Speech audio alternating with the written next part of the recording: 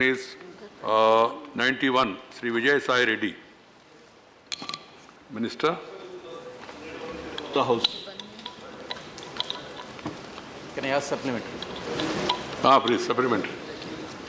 Sir, Sarva Shiksha Abhiyan and Rashtriya Madhyamik Shiksha Abhiyan and Scheme for Reorganization of Teachers' Education, the three schemes have been merged into Samagra Shiksha Abhiyan.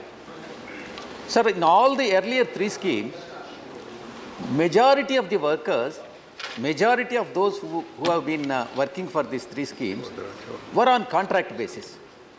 Under new scheme, Samagra Shiksha Abhiyan, they have not been accommodated. So, majority of those who were working earlier under the scheme, they are not, since they are not accommodated, they are becoming jobless. Now, I would like to know from the Honorable Minister whether any protection mechanism has been worked out for accommodating them in the new program. If not, how the ministry is going to protect them? Honorable Chairman, this is a new issue which he has raised, and in fact I am thankful for that. I will definitely review whether some people are getting out of the job. I don't think so, because this is a merger of schemes, not dismantling of the schemes. समग्र शिक्षा अभियान नहीं है नाम उसका, समग्र शिक्षा यही नाम है, और वो इसलिए है कि पहले सर्व शिक्षा अभियान था, माध्यमिक शिक्षा अभियान था और टीचर एजुकेशन था, तीन अलग अलग थे. तो प्री स्कूल टू 12वीं ये सब एक साथ देखने के लिए ये समग्र शिक्षा किया है. इसकी 4-5 विशेषताएं मुझे निश्चित बतानी है. एक तो तीनों स्कीम मिलके पिछले साल इसका बजट 28,000 करोड़ था. अब इस साल ये समग्र शिक्षा का बजट 20% बढ़ के 34,000 करोड़ हुआ है, और अगले साल 20% और बढ़ के 41,000 करोड़ होगा. ये पहले तो बजट का इंक्रीज है, ये बड़ी बात है. दूसरी बात, पहली दफा पढ़े भारत बड़े भारत में सभी 11 लाख सरकारी स्कूलों में हर साल 10,000 से 20,000 रुपए लाइब्रेरी ग्रांट दी जाएगी कि हर स्कूल में लाइब्रेरी होगी. तीसरा, इसमें सबसे विशेषता है कि कस्तूरबा गांधी विद्यालय जो मार्जिनलाइज सेक्शन के छात्रा जिनके यहाँ स्कूल नहीं है, वो स्कूल 6ठी से 8वीं तक उनको हॉस्टल अकोमोडेशन था. ऐसे 3,700 हॉस्टल्स हैं. हम इसको अपग्रेड करके अब 12वीं तक करेंगे ताकि बेटी बढ़े और ये 12वीं तक बेटी पढ़े. तो इसके लिए अनइंटरप्टेड एजुकेशन हो, इसके लिए हॉस्टल जो 8वीं तक थे वो अब 12वीं तक बढ़ाने जा रहे हैं, उसका इंफ्रास्ट्रक्चर निर्माण करेंगे. तीसरा, इसमें महत्वपूर्ण है कि हर स्कूल में खेलना चाहिए.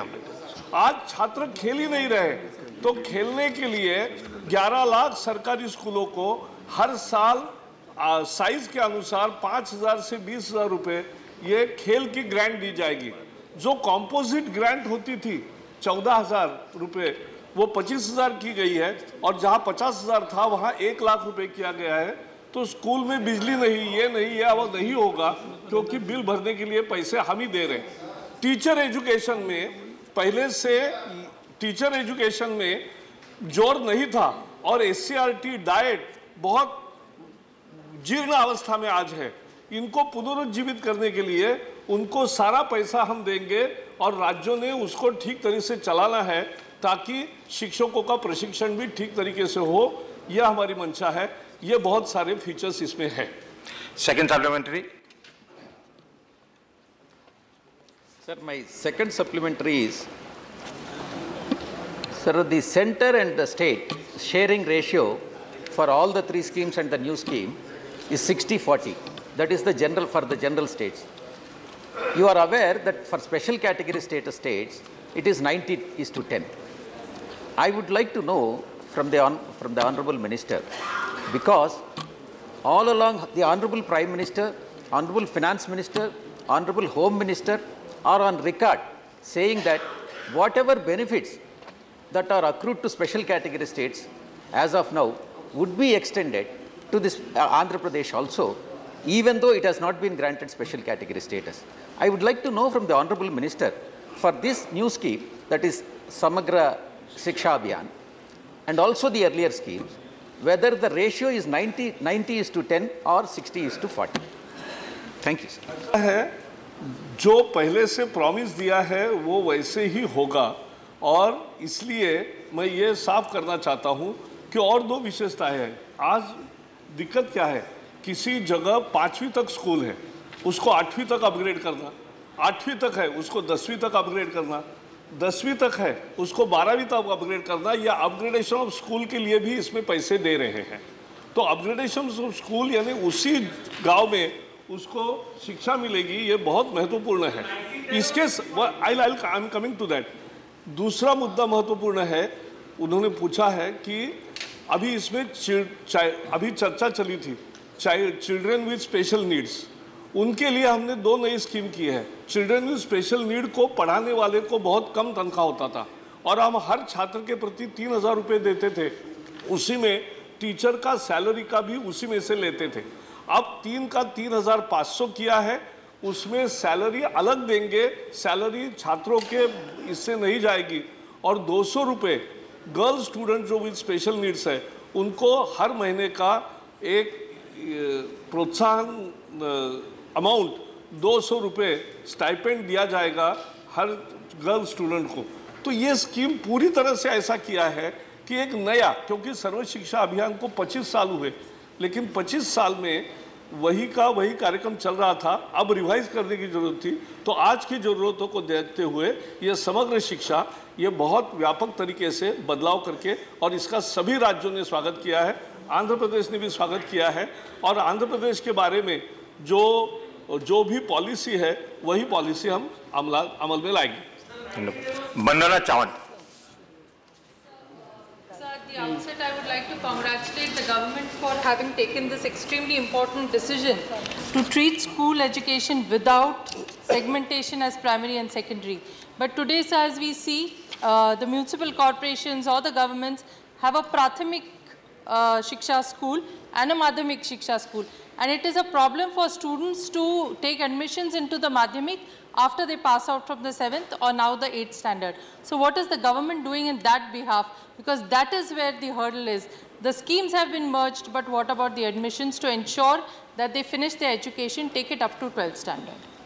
सभी छात्र पहली से 12वीं तक जाए, लड़कियां भी जाए और लड़के भी जाए, इसके लिए ही ये स्कीम बनाई है होलिस्टिक व्यू में, और इसलिए कोई भी दिक्कत एडमिनिस्ट्रेटिवली नहीं रहेगी।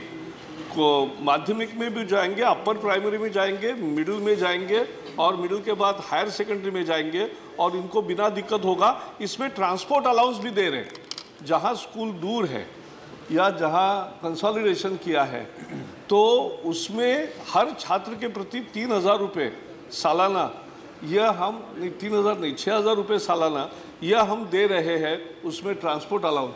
तो सब तरह से ये स्कीम मैं आपको डिटेल्स आपके पास भेजूंगा नेक्स्ट वीक, क्योंकि इसमें आपका पार्टिसिपेशन बहुत जरूरी है। काकाचंद परवीन। बहुत बहुत शुक्रिया उपसभापति महोदय। माननीय मंत्री जी ने अपने जवाब में कहा है कि वर्दी की राशि जो है वो 400 से बढ़ाकर के 600 रुपये कर दी गई है, और किताबों के लिए जो आवंटन किया गया है वो प्रति बच्चे जो है 1500 से 250 रुपये जो थे उसे बढ़ाकर 250 से 400 रुपये कर दिए गए हैं। एक तरफ हमारे सरकार का नारा है कि पढ़े भारत बड़े भारत, बच्चियाँ पढ़ेंगी आगे बढ़ेंगी, ये हम सोच रख रहे हैं। तो मैं माननीय मंत्री जी से ये जानना चाहती हूँ कि इतनी महंगाई बढ़ गई है और महंगाई आसमान छू रही है, तो जो कपड़े की जो सिलाई होती है, माननीय मंत्री महोदय, मैं बताना चाहूँगी आपके माध्यम से उपसभापति महोदय कि जो गांव में जो कपड़े की सिलाई होती है वो दर्जी जो है सिलाई, जो शलवार और जंपर की जो सिलाई होती है वो लगभग 150 से 200 रुपये लेता है। आपने जो 600 रुपये राशि की है तो क्या उस बच्चों का पोशाक बन पाएगा? मैं कॉन्वेंट स्कूल के बच्चों और जो सरकारी स्कूल में बच्चों के फ़र्क जो होती है और जो उनके अंदर हम समानता की बात ला रहे हैं, उनके अंदर समानता कैसे आएगी, इसके लिए आपने कोई योजना बनाई? और मैं मंत्री जी से मांग ये करती हूँ, जो इन्होंने राशि वर्दी के लिए जो आवंटन 600 बढ़ाया है उसे कम से कम 1000 रुपया किया जाए, और जो किताबों के लिए उन्होंने बढ़ाई है राशि उसे 1000 से 1500 रुपया किया जाए। जो किताबों का मुद्दा है वो किताबों का प्राइस जो SCERT किताबें छापती है उसके अनुसार, क्योंकि गवर्नमेंट का कागज भी मिलता है और इसलिए उसका खर्चा देखकर ही एनसीईआरटी के हिसाब से ही दिया है, उसमें सभी राज्यों ने इसका स्वागत किया है। और यूनिफॉर्म में भी पहले तो 400 में 2 यूनिफॉर्म होते थे, वो बहुत ही कम था।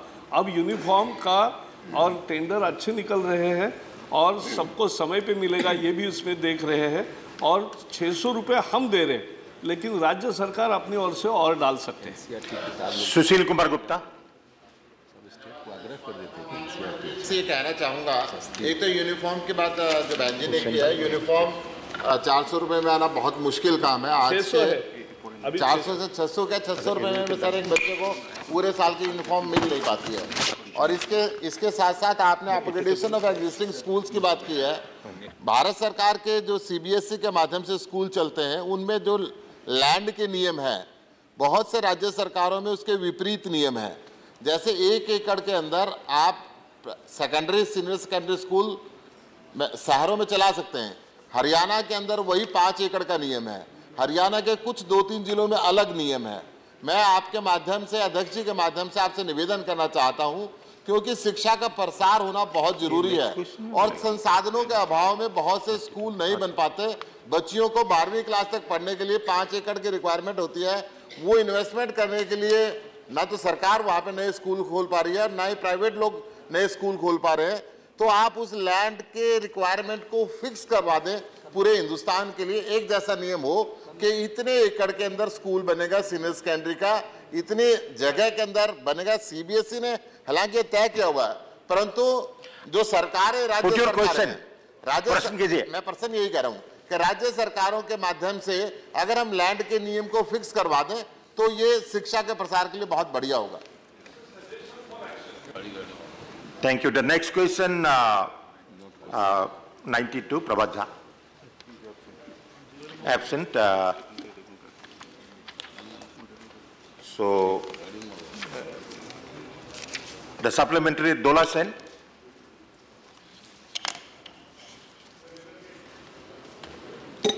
मैं पूछना चाहती हूँ sir, will the Minister of Planning be pleased to state whether government has any data on the transgenders and other severely ostracized members of Indian society below poverty line?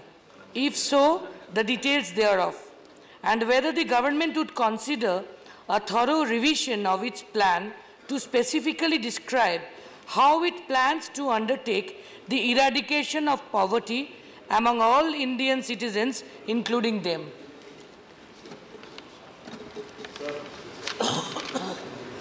जनाब चेयरमैन साहब, बड़ा अहम सवाल है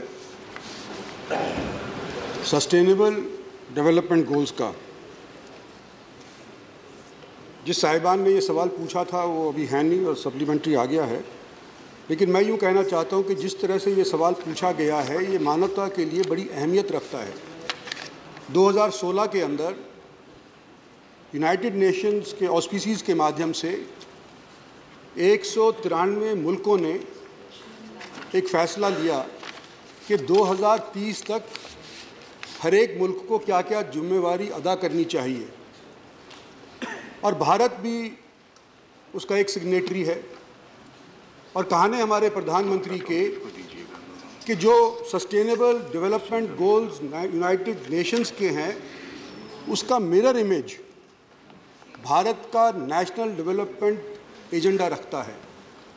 और जो सबसे पहला सस्टेनेबल डेवलपमेंट गोल्स का मुद्दा है वो है पॉवर्टी इरेडिकेशन। 2030 तक जो एब्जेक्ट पॉवर्टी है हर एक मुल्क को वो मिटा देनी है। और उस वर्टिकल के नीचे 6-7 हॉरिजॉन्टल्स हैं और 169 टारगेट्स हैं। और ये टारगेट्स भारतवर्ष अपनी तरफ से पूरे तौर के ऊपर प्रयास करने लग रहा है।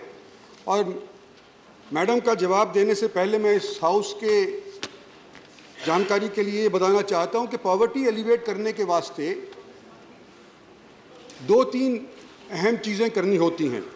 एक तो बेसिक सर्विसेज जनता को मुहैया करना बहुत ही ज़रूरी है। उसके बिना पॉवर्टी हट नहीं सकती।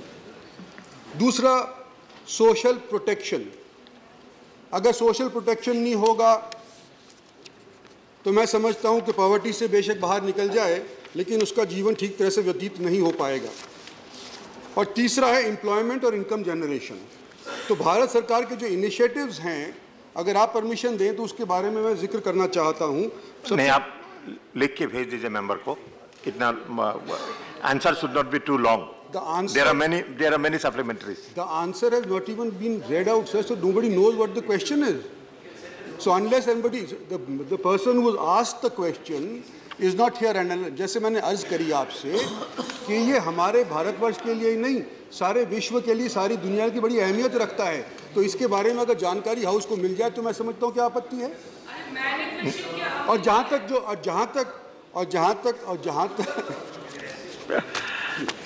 जहाँ तक माननीय सदस्य ने You reply to the members who is present and who has brought the supplementary. हर एक सर ट्रांसजेंडर के बारे में, विकलांग के बारे में माननीय सदस्य ने जानकारी हासिल करी है। इस वक्त मौजूदा तौर के ऊपर उसका विषय मेरे सामने नहीं है, लेकिन कहीं ना कहीं हमारे पास होगा, पता करके मैं उनको आप भेज दीजिए। सतीश चंद्र मिश्रा जी। माननीय, मैं आपके माध्यम से मंत्री जी से ये जानना चाहता हूँ कि आपने इसमें भारत सरकार के बारे में कहा है कि आप बहुत बड़ी स्कीम लेके और यूनाइटेड नेशंस को ध्यान में रखते हुए कर रहे हैं कि चरम जो गरीबी है और जो एब्जेक्ट पॉवर्टी है उसको दूर करने के लिए स्कीम्स की बात कर रहे हैं।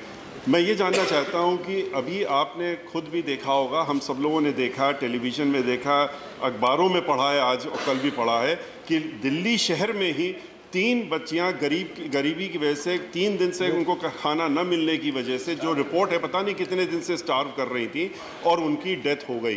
तो अगर आपकी ये स्कीम जो आप बता रहे हैं कि हम बहुत कर रहे हैं, इसमें अरबों करोड़ रुपया खर्चा कर रहे हैं, ऐसी व्यवस्था में आज आपके प्रदेश में देश के जो कैपिटल है और दिल्ली शहर में इस तरह से उनकी डेथ हो जाती है। अभी माननीय मंत्री जी इसके पहले वाले भी कह रहे थे कि हम लोग पढ़ाते हैं, उनमें खाना देते हैं, तो खाना और एब्जेक्ट पॉवर्टी को आप क्या कहेंगे? आपने इस तरह के लोगों के लिए कोई आपने स्कीम बनाई है जिससे कि इस तरह की जो दर्दनाक मौत जिसने पूरे देश को हिला दिया है, क्या इसको दूर करने की कोई योजना आपके पास है? अब मैं योजनाएं अर्ज कर दूं जी, अब तो पूछा है योजनाएं के बारे में। एक तो सबसे पहले तो मैं ये कहना चाहता हूँ कि दिल्ली के अंदर जो 3 मौतें हुई हैं बड़ी दुर्भाग्यपूर्ण हैं। अखबार के अंदर उसकी रिपोर्टिंग हुई है, लेकिन वास्तविकता क्या है अभी तक हमारे पास बात पहुंची नहीं है। हमारे संज्ञान के अंदर इस विषय के अंदर हम पता करके और फिर उसके बारे में आपको उत्तर देंगे कि वास्तव में क्या ये भूख से इन महिलाओं की मौत हुई है। अभी ये सर कल अखबार में अगर मंत्री जी इस तरह के जवाब देंगे और ये कहेंगे दिल्ली शहर में रह करके अभी आपको यही शक हो रहा है कि वो भूख से मरे या किसी और वजह से मर गए, तो ये तो बहुत ही अफसोस की बात आई थिंक मिनिस्टर जो अखबार में आता है वो कॉन्स्टिट्यूशन का हिस्सा नहीं होता, गीता का पाठ नहीं होता, गॉस्पेल नहीं होती। उसके बारे में जानकारी हासिल करना हमारी फर्ज है। I think minister can have inquiry at his own level, because this is reported in every newspaper. It has been reported in the newspaper, but it has not been verified. How can I make a comment on something which is no. You need not comment. That's verified. Verified. That's what I'm saying. Yeah. Let it be verified. I have a suggestion. This is a very serious matter. The members will move for half an hour discussion. It's a very important. Please keep it in writing. The secretary will consider it. Thank you very much. S.N. Zatia. Mr. Zatia. Postmortem report नहीं आया हुआ है महोदय, 2 बार postmortem किया। गरीबी को रोज़गार की ज़रूरत है और रोज़गार देने के लिए ग्रामीण क्षेत्रों में मनरेगा एक महत्वपूर्ण भूमिका निभा रहा है। साल में 365 दिन होते हैं और ये 100 दिन का रोज़गार देता है। मेरा मंत्री जी से पूछना है कि बाकी के दिनों में उसकी गरीबी में सहायता करने के लिए क्या उपाय किए गए हैं और साथ ही जो योजनाएं गरीबी उन्मूलन के लिए बनाई गई हैं उनको गति प्रदान करके उनके परिणाम प्राप्त करने के लिए, उनमें तेज़ी लाने के लिए क्या विशेष उपाय किए गए?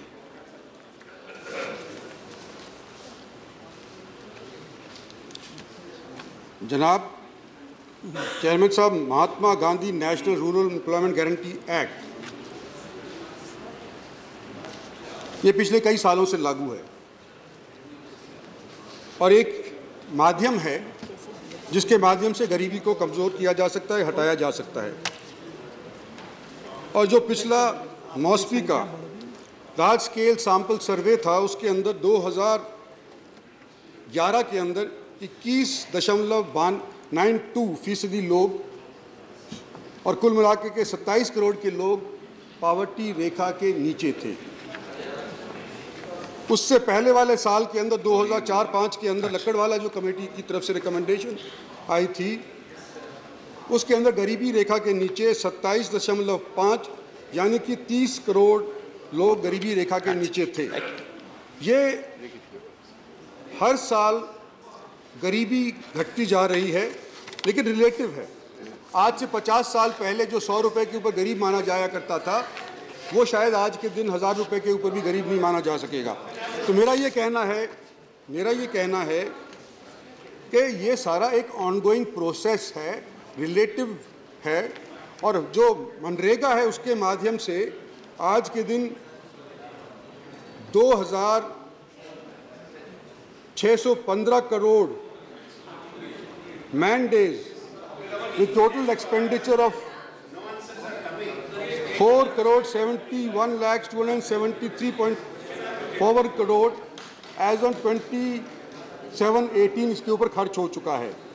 Average days of employment provided per household is 45.77 days during 17 and 18, and for the next financial year, that is 18-19, an allocation of 55,000. Thank you. Next question, question number 93. 27th. Answer is laid on the table of the House. Answer is laid on the table of the House. Right. You have a point. This 103 and 103 and 105, they are appearing to be identical, but we'll take it up together. Sir, I have laid answer on the table, but Another one also. Other also I am. 103 and 105. Yes. Okay. No, but this is 93. Supplementary. This is 93. This is 93. This is 93. 93, 103 and 105. Yes. Okay. All put Right. On the side of eminence. Sir, Honorable Chairman, sir. Vijay Kumar. Yeah, I am thankful to permit me to raise the supplementary question in the important issue. Sir, I simply go through the Minister's reply. The recommendation have been made first how the influential could be pass all the common logic and recommended the status of eminence to a non-existent institution equating with the Indian Institute of Science, IIT, with Geo Institutes. The political and commercial influences has reached at peak in the country. So, question, Vijay Kumar. Yeah, so I want to tell one thing. Our Tamil Nadu government also requests not to bifurcate the UGC. Besides the scheme, only encourage the technical universities, subjects like humanities and law should also include it. Right. Okay, Yes, my question is to the minister is whether the government will reconsider the status given to a G Institute as Greenfield Institute of Eminence. बहुत बार it has come. He has already answered that question in the House, no, but still. I'll important issue. क्योंकि there were 114 applications for Institute of Eminence status. There were 74 public universities, that is state and central and public funded institute, 29 private universities which are in existence, and there was third category created by the empowered committee as a greenfield category. So Jio institute को कोई institute of eminence का tag नहीं दिया है, letter of intent केवल दिया है, and वो भी मैं बताता हूँ ग्रीनफील्ड के 11 एप्लीकेशंस थे। तो इसमें क्या देखकर लोगों ने कमिटी ने तय किया ये बताना चाहता हूँ। विजन 15 साल का एकेडमिक प्लान क्या है, फैकल्टी रिक्रूटमेंट कैसे करेंगे, स्टूडेंट एडमिशंस कैसे करेंगे, रिसर्च प्लान क्या होगा, नेटवर्किंग प्लान क्या होगा, यानी collaboration with other institutions, infrastructure development कैसे करेंगे, फाइनेंस कहाँ से जोड़ेंगे और गवर्नेंस कैसे रहेगा, और विजन प्लान एक 15 साल का action plan, clear annual milestone with action plan, ये सब देखा कमिटी ने। गोपाल स्वामी इसके अध्यक्ष थे, रेणु खटोड़ ह्यूस्टन की वाइस चांसलर है वो थी, और तरुण खन्ना थे, और परमेश्वरन नाम मैं भूल रहा हूँ। तो 4 विशेषज्ञ थे, इनका इंडिपेंडेंटली काम चला, इन्होंने सबके प्रेजेंटेशन देखे, और IIT बॉम्बे, IIT दिल्ली और IISc बेंगलोर, ये 3 पब्लिक इंस्टीट्यूट जिनको हम 1,000 रुपये देंगे, 1,000 करोड़ रुपए देंगे, प्राइवेट इंस्टीट्यूट को किसी को 1 पैसा भी नहीं देंगे, और प्राइवेट इंस्टीट्यूट 2 मणिपाल जो अभी अस्तित्व में है, और ये जो बिट्स पिलानी है, तो ये 2 इंस्टीट्यूट्स आए, और तीसरा जो जियो का है वो ग्रीनफील्ड कैटेगरी में एक ही सिलेक्शन उन्होंने पहले किया, और उसमें ना पैसा देना है ना अभी इंस्टीट्यूट ऑफ एमिनेंस का टैग दिया है, ये केवल और केवल लेटर ऑफ इंटेंट है। 3 साल में वो कैसा एक्शन करके यूनिवर्सिटी तैयार करते हैं उस पर उनका स्टेटस निर्भर है। Supplementary Vijay Kumar. Sir, my second question is, Honorable Chairman Sir, there are so many comments in the Indian newspapers. I want to tell 2 newspapers. One is the Economic Times report is... No, don't. You ask question. What is it you want? Sir, whether the government come with the white paper on selection of geo institutes in greenfield institutes to clear the air among the people, right. Sir. सारी प्रक्रिया बताई कि there was a green field category, 11 institute ने इसमें application किया जो आज अस्तित्व में नहीं है। लेकिन देखो, हमारे देश की शिक्षा अगर सुधारना है तो प्राइवेट इन्वेस्टमेंट से भी अच्छे विश्वविद्यालय निकले, ये जरूरत है, कोई भी समझ सकता है। और if they are going to invest, तो उसमें 11 लोगों ने रुचि दिखाई और अपना प्रेजेंटेशन दिया, लेकिन जिनके पास अभी ज़मीन नहीं है या ऐसे बहुत सारे क्राइटेरिया थे, वो डिटेल्स मुझे भी मालूम नहीं है, क्योंकि वो कमेटी ने उसका डिटेल रिपोर्ट दिया है। और इसलिए इसमें मैं इतना ही कहूँगा कि फिर से रिपीट करूँगा, किसी भी प्राइवेट इंस्टीट्यूट को पैसे नहीं दे रहे हैं, जियो को इंस्टीट्यूट ऑफ एमिनेंस का टैग नहीं दिया है, वो लेटर ऑफ इंटेंट है केवल, और उनका प्रत्यक्ष काम 3 साल कैसे चलता है, कैसे बांधते हैं विश्वविद्यालय, ये देखने के बाद ही टैग मिले। Shri Rita ब्रतम Banerjee absent, Shri Ravi Prakash Verma absent, Shri D राजा। उन लोगों का नाम पे क्वेश्चन था, इसलिए मैंने क्लब किया ना, पहले मौका उनको देना मेरा कर्तव्य बनता है। Thank you, sir. Initially, the government announced 10 institutions from public category and 10 institutions from among private universities would be considered for according the status of institutions of eminence. But the so-called empowered expert committee restricted to 3 from public category, 3 from private, and 1 is yet to be started as Greenfield Right. Airport. You are calling them as Greenfield universities or institutes. Question, please. So my question is, sir, the IIT Chennai is considered to be one of the best in the country, one of the best in the world. Number 1, Jawaharlal Nehru University continues to be one of the best. No, question, in the Raja, country. please.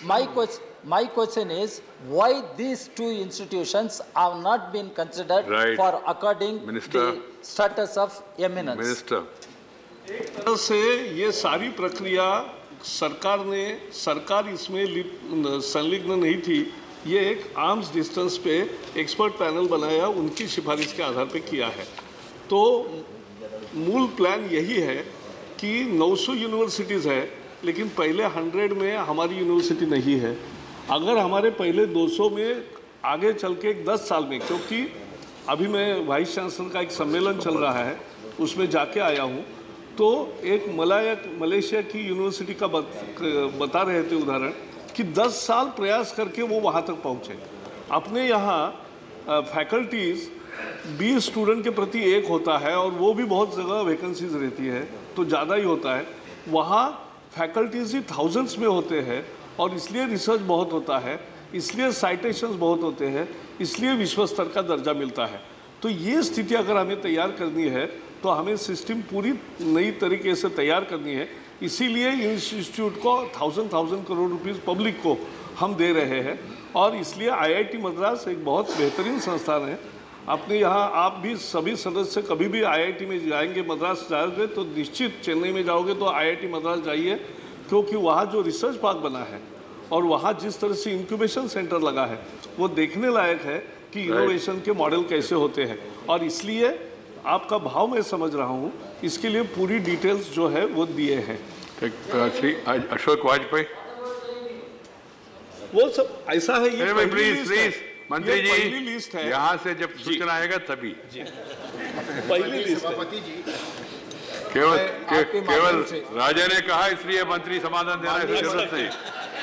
राजा यहाँ राजा नहीं है। माननीय सभापति जी, मैं आपके माध्यम से माननीय मंत्री जी का ध्यान आकर्षित करना चाहूँगा। 130 करोड़ आबादी वाले देश में जहाँ पर उच्च शिक्षण के संस्थानों की एक बड़ी संख्या है, लेकिन इंस्टीट्यूट ऑफ एक्सीलेंस में मात्र 3 निजी क्षेत्र की संस्थाओं को इसमें सूचीबद्ध किया गया है।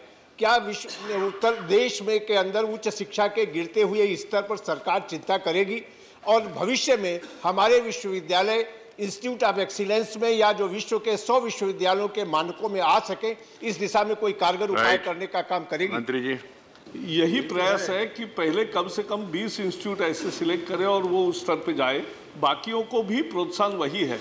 मैं एक बताना चाहूँगा, अभी मैं आया हूँ और कल गुरु पूर्णिमा है, तो हम सभी देश के 900 कुलपति, प्राइवेट यूनिवर्सिटी के, डीम्ड यूनिवर्सिटी के, सरकारी यूनिवर्सिटीज़ के, स्टेट यूनिवर्सिटीज़ के, सबके इकट्ठा सम्मेलन हो रहा है और उसका विषय ही ये है क्वालिटी एनहांसमेंट और टीचर एजुकेशन, ताकि अपनी संस्था अच्छा क्वालिटी बढ़ाए और विश्व स्तर में आए। Shri Derek ओबरायन।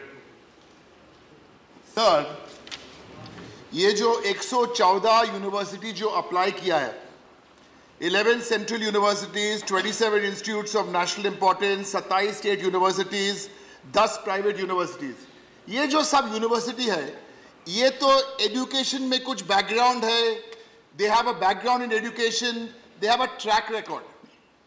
My question to the minister is very direct. What is the track record of a university which does not have a Facebook account or even a Twitter account? On what basis?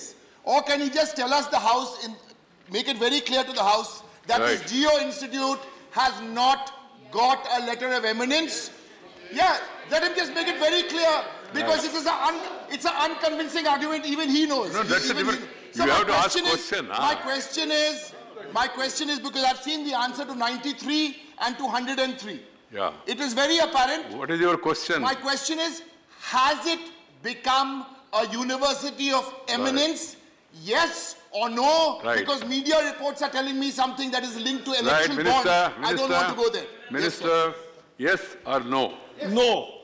Thank you. The institute, one minute. The institute has not been accorded the status of eminence. It has only been given letter of intent on the recommendation of the empowered committee. Thank you. Question number 94. A statement is laid on the table of the House. Srimati Saroj Pandey. Sorry, Ms. Saroj Pandey. Ms. Saroj Pandey. धन्यवाद सभापति जी।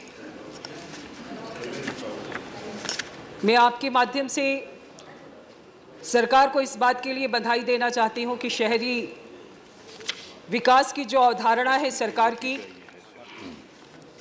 वो smart city के माध्यम से पूरी हो रही है और सभी शहरों का विकास हो, इस बात को लेकर स्मार्ट सिटी की घोषणा की गई। मैं माननीय मंत्री जी से पूछना चाहती हूं कि जिन 100 शहरों का नाम स्मार्ट सिटी में दिया गया है, वो किस लक्ष्य तक पूरा हो जाएगा? 100 शहरों का स्मार्ट सिटी में हम उन्हें कब तक तब्दील कर पाएंगे? क्या उसकी कोई सीमा अवधि रखी गई? मंत्री जी।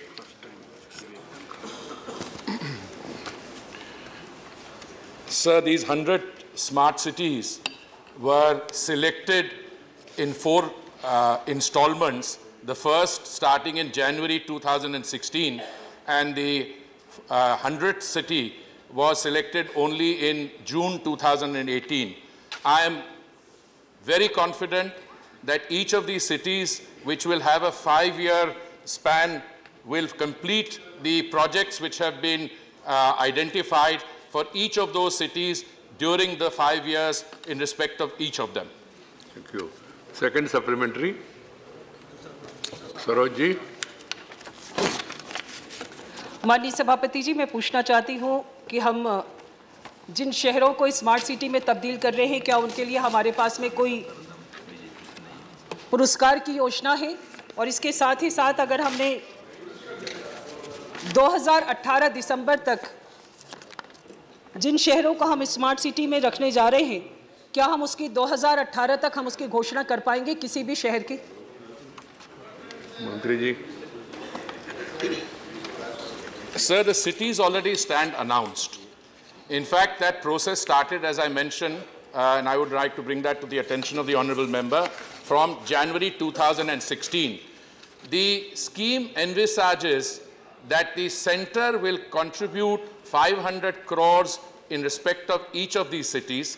There will be a matching contribution from each of the state governments and the urban local bodies, and that the remaining resources would be raised through convergence, through private-public partnership, from loans and other sources.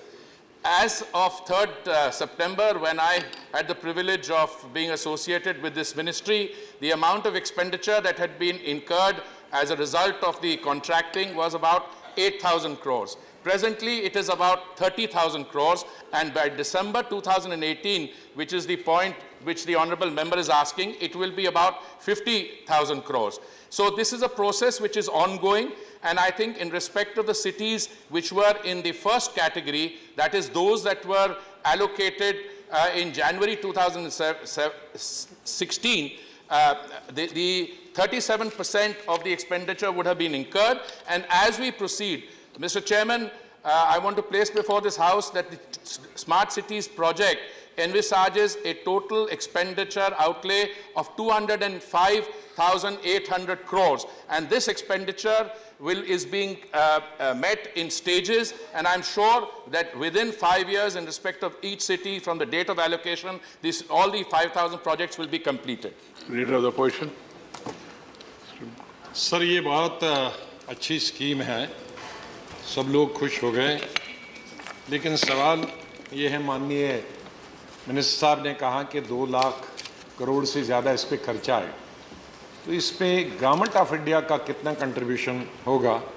और दूसरा, भी जितना भी पैसा release हुआ है, मेरी सूचना के मुताबिक सिर्फ 7% अभी तक यूटिलाइज हुआ है, और पार्लियामेंट स्टैंडिंग कमेटी जो अर्बन डेवलपमेंट है, उसने अपनी नाराज़गी जाहिर की है स्लो पेस पे, और स्टैंडिंग कमेटी ने ये भी कहा है, चिंता व्यक्त की है कि बहुत सारे जो प्रोजेक्ट्स हैं अभी ड्राइंग बोर्ड में ही, अभी तैयारी में ही है, तो वास्तवता क्या है? Minister. Sir, I would, through you, like to inform the honourable member that the central assistance in respect of the overall program is 50,000 crores, but because the scheme started slightly late, we have pegged it at 48,000 crores. And also, the states and the union territories will provide equal matching scale.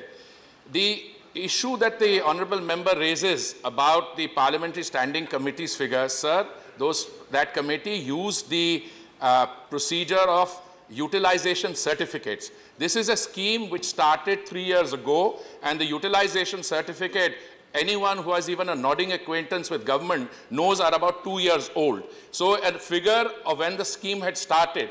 Today, as I mentioned, I have the figures in respect of each smart city, in respect of how much central government assistance has been received. We have a few difficulties in that often we release the centre's assistance, but the state government does not pass it on to the smart city special purpose vehicle. Equally, where the centre's assistance is forthcoming. The state government has not provided its share. But I want to assure the honourable member that the rate of implementation of the schemes, going by schemes anywhere in the world, considering that it's been allocated in FOSUM, is extremely fast. And I have absolute confidence that all the 100 smart cities will be completed within the 5 years from the date of commencement in respect of each of them. Sri Vivek Tanka. Which the Young India would like to ask the Honourable Minister. We call what are smart cities? These are cities which are existing cities where you are doing some cosmetic changes. Does the government have a plan to build new cities, which are Wi-Fi cities, as smart cities? Right. Mr. Chairman, sir, I would like to inform the honourable member that the selection process for the foreign service 100 smart cities, foreign service, Chala. That the selection process was anchored in competitive federalism, which is to say that the proposals for those cities came from the citizens themselves. So a total of something like 2.5 million citizens participated in the process. Now, out of the 100 cities that have been selected in these 4 stages, about 90 of them are brownfield projects. In other words, existing cities where there are already vast urban structures, they are being retrofitted, retro-developed. But 10% of them are greenfield products. Right. For instance, Naya Raipur. Right. Okay, right. Srimati Kanta Kardam. आदरणीय अध्यक्ष महोदय जी, मेरठ उत्तर प्रदेश राज्य का एक बहुत ही महत्वपूर्ण शहर रहा है।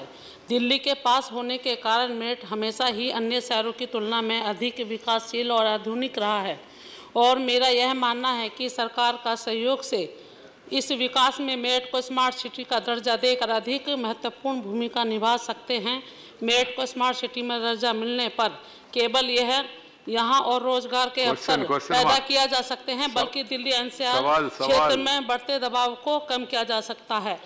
मेरा आपके माध्यम से मंत्री जी से निवेदन है कि इसे भी स्मार्ट सिटी मेरठ में शामिल किया जाए। निवेदन है ना, निवेदन को नोट करिए। Honourable Sir, I want to tell the Honourable Member that the list of 100 smart cities is already closed and that as and when a new scheme is considered for inclusion of additional smart cities, I would advise the authorities concerned to make a proposal to that effect so that again through a system of competitive federalism, Meerut will have or any other city would have to take its turn. उस समय इसको ध्यान में रख के निवेदन को संवेदनशील इसको अध्ययन कराइए। Question number 96. 95, sorry. 95.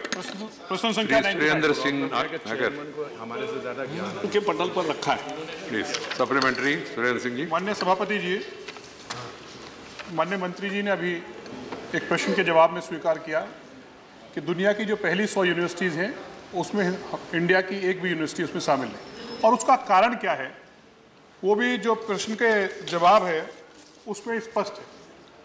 क्योंकि जो पोस्ट है, जब शिक्षक ही नहीं है हमारे पास, ऑलमोस्ट 1/4 3 लाख शिक्षकों की कमी है जो पोस्ट खाली है। तो जिस देश में शिक्षकों की post, I am coming to sir, आप मुझे जियो और भी मौका नहीं दिया इसमें तो दे दीजिए सर। जब 3 लाख शिक्षकों की कमी है और 1/4 उसका पूर्ति कर रहे हैं। यस। तो मेरा माननीय मंत्री से सीधा प्रश्न है कि ये जो पोस्ट हैं ये कब तक भरी जाएंगी, कोई समय सीमा बताएंगे। साथ के साथ खासतौर से आजकल प्राइवेट सेक्टर को यूनिवर्सिटी भी जा रही हैं और सेक्टर्स में, तो जो सरकारी जो आरक्षण की व्यवस्था है, खासतौर से जो बैकवर्ड और शेड्यूल कास्ट के लोग हैं उनको भी इस लाभ से वंचित किया जा रहा है। जब 3 लाख की आप बात करते हैं तो 3 लाख में 1.5 लाख की भर्ती उनकी होती है। तो क्या माननीय मंत्री जी इन भर्ती कोई समय सीमा बताएंगे और साथ ही साथ जो बैकवर्ड और एससी के लोग हैं उनकी भर्ती के लिए कोई विशेष अभियान चलाएंगे जिससे उनको आरक्षण का लाभ मिल सके। मंत्री जी आनंद नहीं आएगा। 16-17 की जो जानकारी उपलब्ध है फाइनल, तो 19,732 कॉलेज रूरल इंडिया में है और 15,108 अर्बन एरियाज में है। उसमें रूरल में 20% वैकेंसीज है कॉलेज की चर्चा कर रहे हैं और अर्बन में 29% की है। आमतौर पे 10% वैकेंसी समझ सकते हैं क्योंकि उसमें एडहॉक और बाकी भर के आप व्यवस्था कर सकते हो, लेकिन ये कतई अस्वीकार्य है और इसलिए हमने सभी यूनिवर्सिटीज़ को ये कहा है कि आपका सबसे टॉप प्रायोरिटी जॉब है कि आने वाले 3 साल में सारी वैकेंसीज को पूरा करना, यह हमने उनको कहा है। अभी एक व्यवधान आया और जो सामाजिक न्याय के लिए हमने भी उसमें ये काम किया कि 6 महीने पहले जो सुप्रीम कोर्ट का इलाहाबाद हाई कोर्ट के बाद सुप्रीम कोर्ट का फैसला आया जिससे कि शेड्यूल कास्ट, शेड्यूल ट्राइब और ओबीसी के आरक्षण पर अच्छा प्रभाव नहीं उल्टा प्रभाव हो रहा था, यानी उनके आरक्षण कम हो रहे थे, तो सरकार ने डटकर भूमिका ली कि किसी भी हालत में शेड्यूल कास्ट, शेड्यूल ट्राइब और ओबीसी के आरक्षण पर आज नहीं आने देंगे और लाने भी नहीं देंगे। और इसलिए हमने 2 SLPs दायर की है और उसके लिए सबको इंस्ट्रक्शन भी दिया है कि अभी SLP का 13 अगस्त को निर्णय होगा, तब तक रुको। लेकिन हमारा ये प्रयास है कि इसी को ज़्यादा से ज़्यादा स्पीड में ये भर्ती करनी चाहिए और हमने 3 साल का पीरियड दिया है। Second supplementary, second supplementary. मेरा माननीय मंत्री जी से दूसरा प्रश्न है कि उत्तर प्रदेश जैसे बड़े राज्य में जो सेंट्रल यूनिवर्सिटीज हैं उनमें कितने टीचर्स की कमी है, DU में खास तौर पर कितने पद स्वीकृत हैं, असिस्टेंट प्रोफेसर्स, एसोसिएट प्रोफेसर्स की कितनी कमी है, उसको कब तक भरा जाएगा, और देश में जो IIT और IIM है उनमें कितने टीचरों की कमी है और इनको कब तक भरा जाएगा, इसकी कोई समय सीमा बताने का।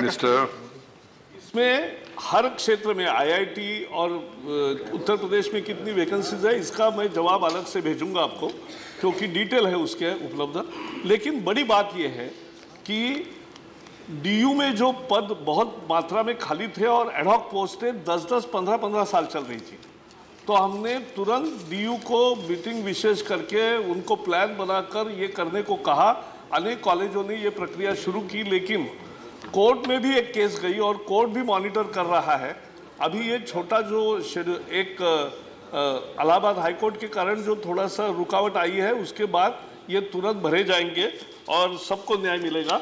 दूसरी बात है DU के, क्योंकि हज़ारों पद थे, और सबसे महत्वपूर्ण बात है कि ये टीचर की वैकेंसी, इसमें टीचर होने को आज किसी भी क्लास में जाओ, मैं जहाँ भी जाता हूँ पूछता हूँ कि कितने लोगों को प्राध्यापक बनना है, तो बहुत एक आध हाथ ऊपर होता है सर।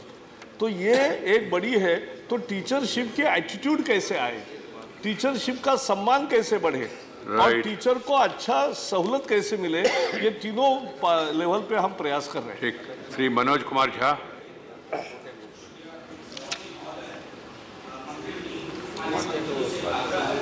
मैं दिल्ली विश्वविद्यालय से आता हूं सर, और मैं अद्यतन स्थिति आपको आपका ध्यान आकृष्ट करना चाहता हूं। PhD और MPhil के एडमिशन के लिए 50% बार है सर, जिसमें SC, ST, OBC को कोई उनके लिए छूट का प्रावधान नहीं है। विभाग दर विभाग पद कोई भी एडमिशन नहीं हुआ है, ये महत्वपूर्ण विषय है। एक इसके साथ प्रश्न है, साथ ही जुड़ा हुआ मामला है। एक ही प्रश्न सर, साथ जुड़ा हुआ है, अलग नहीं है सर। मैं सिर्फ ये कहता हूं कि शिक्षा का निजीकरण, उस पर सब प्लीज प्रोफेसर से ही प्रॉब्लम है। प्रोफेसर ज्यादा समय में ज्यादा विषय बताना चाहते हैं, कम विषय में ज्यादा विषय बताना, कम समय में ज्यादा विषय बताना। आया है जिसकी आप जरूर, मुझे जानकारी आपकी है तो दे दीजिए, मैं उसकी जरूर जांच करके न्याय करूंगा।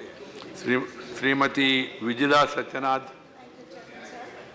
I would like to know through you to the Honorable Minister for HRD. Actually, when University Grants Commission is diluted, if the powers are taken out, if the grants are reduced, how can the college teachers be paid? It will be totally, all the colleges, universities will find very, very difficult to pay for the teachers, and so the shortage will become salaries will be paid? More. That's the question. Thank you. Simple. Government pays 100% salaries to all teaching employees, teachers, professors, assistant professors, associate professors in all centrally funded universities and institutes. As far as state governments are concerned, we have already implemented 7th pay commission here, and we have told all state governments that we will give you 50% and give them the 7th pay commission, and because it's a contribution by both, because state government employees, other employees, state employees don't get any amount from central government, but in this special case we are giving it. See, Oscar Fernandez. That during the recruitment of teachers in the Delhi University, jobs will be deprived for the SC/ST teachers. The number which would have been normal in the normal recruitment process and the process that we have initiated now, will the SC/ST teachers will be deprived? Right. I am assuring the House that we will ensure that no scheduled caste, scheduled tribe or OBC employee, those who can get the jobs, will be denied their opportunity at all, because one, this decision of UGC to have the university as a unit, so that all scheduled caste, scheduled tribe, OBC get the correct opportunity, 50%. But because the courts has crashed our provisions and have introduced the department-wise roster, that has created the imbalance. Therefore, we have filed SLP and we have stopped the recruitment at present till the SLP is decided. Question number 96. Do the justice. 96. Sri Narayana Pancharia. I have already gone to the other questions. Mr. Ji, please. No. If that becomes a practice, माननीय मंत्री जी बताएंगे? It will be practice. जय भीम उन्होंने बोल दिया वहाँ पर, तो उनकी PhD रोक दी। नहीं, take note अभी नहीं। Question number 96. Question number 96. Shri Narayan Pancharia, Shri Prakash Javadekar जी नहीं देंगे। Right, Prakash Javadekar ji Pancharia ji. Answer is laid on the table of the House. Yes. Supplementary Narayan Pancharia जी। धन्यवाद माननीय सभापति महोदय। मैं माननीय प्रधानमंत्री आदरणीय नरेंद्र भाई मोदी जी और माननीय मानव संसाधन मंत्री श्री प्रकाश जावड़ेकर जी का धन्यवाद करना चाहता हूं कि उनके नेतृत्व में वर्तमान सरकार ने समग्र शिक्षा योजना का शुभारंभ किया है, जिससे शिक्षा के सभी आयामों को नई दिशा दी जा रही है। साथ ही मैं माननीय मंत्री जी से यह पूछना चाहूंगा कि बच्चों के ज्ञान का स्तर सुधारने के लिए यह आवश्यक है कि हम न केवल छात्रों पर ध्यान दें बल्कि शिक्षकों के प्रशिक्षण आदि पर भी ध्यान दें। समय के साथ शिक्षा के क्षेत्र में जो बदलाव आ रहा है उसके अनुसार शिक्षकों को तैयार करने की आवश्यकता है। मैं जानना चाहूंगा कि क्या सरकार इस दिशा में कोई कदम उठा रही है? राइट मंत्री जी। दुखद बात यह है कि आज पिछले अनेक सालों के कारण और जो निर्णय हुआ कि परीक्षा ही नहीं लेंगे और नो डिटेंशन नहीं होगा, इसके कारण परीक्षा का भय खत्म हो गया। परीक्षा का भय खत्म हुआ तो जवाबदेही गई और उसके कारण आज ये चित्र सर्वे आफ्टर सर्वे, प्राइवेट हो पब्लिक हो, उसमें देखने को मिलता है कि 8वीं के छात्र को 5वीं का गणित नहीं आता, 7वीं के बच्चे को 4थी का पाठ नहीं पढ़ने आता। अगर ये स्थिति है तो खराब है। राइट। और इसलिए हमने एक सच्चाई जानने के लिए एक नेशनल असेसमेंट सर्वे किया। नेशनल असेसमेंट सर्वे करके हमने एक 22 लाख तीसरी, 5वीं और 8वीं के 22 लाख छात्रों का 13 नवंबर को एक दिन में सभी सरकारी एजेंसियों के सहायता से वहाँ एक बहुत अच्छा सर्वे हुआ और अंतर्राष्ट्रीय संस्थाओं ने भी उसको बहुत अच्छा स्वीकार किया। और 10वीं के छात्र 15 लाख छात्रों का सर्वे किया। ये वर्ल्ड रिकॉर्ड है, इतना बड़ा सर्वे कभी नहीं हुआ। और इसलिए उस सर्वे के आधार पर अब शिक्षा में सुधार करने का योजना बनाई है डिस्ट्रिक्ट वाइज। आपको भी मैंने डिस्ट्रिक्ट वाइज भेजा है, आपके डिस्ट्रिक्ट में क्या है, और अभी फिर से भी भेजूंगा जिनको नहीं मिला होगा। राइट। लेकिन एक है कि जैसे ये राजस्थान है, ऐसे हर राज्य का भी प्रोफाइल तैयार किया है, ऐसा आपको प्रोफाइल भी। राइट। Second supplementary. मेरा दूसरा प्रश्न है, शिक्षकों को प्राय गैर शिक्षा के कार्यों में लगा दिया जाता है, जिससे बच्चों की पढ़ाई काफी हानि होती है। क्या इस विषय पर सरकार ने कोई नीति बनाई है जिससे शिक्षक केवल बच्चों को पढ़ाने पर ही ध्यान दें? राइट। मुख्यतः उनका काम बच्चों को पढ़ाना ही है और उसके लर्निंग आउटकम्स भी अभी हमने तैयार किए हैं, क्योंकि अभी तक यही निश्चित नहीं था कि क्या पढ़ाना है। और इसलिए पहली में, दूसरी में, तीसरी में, हर वर्ष में हर विषय का क्या ज्ञान होना चाहिए, ये भी दिया है और उसको कैसे अचीव करें ये भी टीचर को सिखाया है। ये कंकरेंट सब्जेक्ट है और राज्य सरकारों का अधिकार होता है प्राइमरी शिक्षा में सबको सूचित किया है कि अन्य कामों में ना जोड़ो। Question number 97 Shri Anand Sharma. बता दिया मैंने उनको बता दिया। क्वेश्चन बहुत इंपॉर्टेंट है, अनुभव क्वेश्चन बहुत इंपॉर्टेंट है। हाँ सभापति जी एक विवरण सभा की पटल पर रख दिया है। देश का महत्वपूर्ण विषय। Sir, bear with me. The Honorable Minister, I would like to compliment that you have shared the concerns that the country has over the difficulties that have been placed before the Indian professionals and highly skilled workers from going to the United States of America on H-1B visa under that program. Sir, after the President of the United States signed an executive order by Higher American in 2017, United States Citizen and Immigration Services and the Immigrant and Employees' Rights Section of the U.S. Department of Justice Civil Rights Division, DOJR, are working to restrict the H-1B visa program for highly skilled workers. And, sir, they've also now conveyed that to the employers that this is violative of the Immigration and Nationality Act of the United States. What is your... So my question is the Minister aware that the USCIS adjudicators have issued now more requests for evidence from the Indian IT companies? It has gone up, these requests for evidence, besides the additional paperwork, by 72%, more than any other nationality, any other country. Here the reply, you will get opportunity further, no? Yes. Otherwise, time हो जाएगा. सभापति जी, माननीय सांसद आनंद शर्मा जी ने पहले ही कहा कि इस प्रश्न का उत्तर मैंने उनकी चिंता से स्वयं को संबद्ध करते हुए कहा है और ये चिंता केवल सरकार की और ऑपोजिशन की नहीं है, इस पूरे सदन की भी है और पूरे देश की भी है। लेकिन एक बात मैं ये कहना चाहूँगी कि अभी तक H-1B वीज़ा के बारे में कोई प्रमुख परिवर्तन नहीं हुआ। दो शब्द इसमें ध्यान देने का अभी तक सो फार, और प्रमुख परिवर्तन हुए हैं जो आपने बात की है। बाय अमेरिकन हायर अमेरिकन का पॉलिसी मेमोरेंडम आया, उसके बाद जिसमें ये कहा गया कि कॉन्ट्रैक्ट और आइटिनरी आपको पिटीशन के साथ ही देनी पड़ेगी। उसके बाद जिस नोटिफिकेशन का जिक्र आपने किया उसमें ये कहा गया कि पहली बार में जो एविडेंस दे दिया, अगर दूसरी बार आप एविडेंस मांगेंगे तो उसका मौका भी बिना मिले हुए आपको वीज़ा डिनाई किया जा सकता है। तो मैं आपसे ये कह रही हूँ कि अभी चूंकि कोई प्रमुख परिवर्तन नहीं हुआ तो अभी संख्या H-1 वीज़ा की कम होने की बजाय बढ़ी है।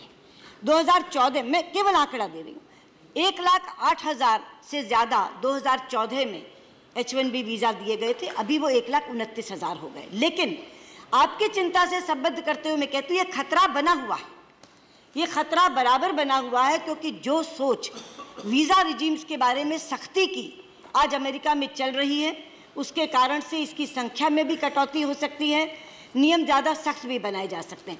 लेकिन मैं आपके माध्यम से सदन को ये कहना चाहूँगी कि ऐसा ना हो, इसके लिए भारत सरकार भरपूर प्रयास कर रही है।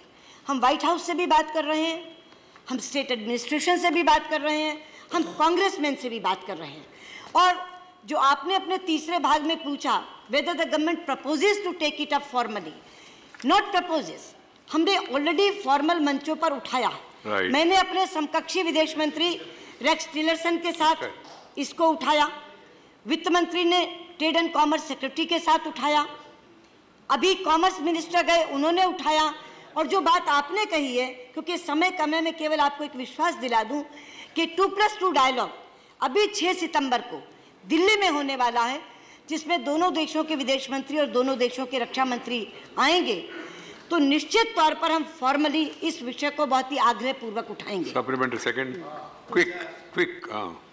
I would like to inform the minister, while thanking her for the concerns that we have together. There's 42% increase in the proportion of H-1B petitions denied for Indian-born professionals in the third to the fourth quarter of financial year 2017. Yesterday, the National Foundation for American Policy, NFAP, has released the report. I'll share it with the minister.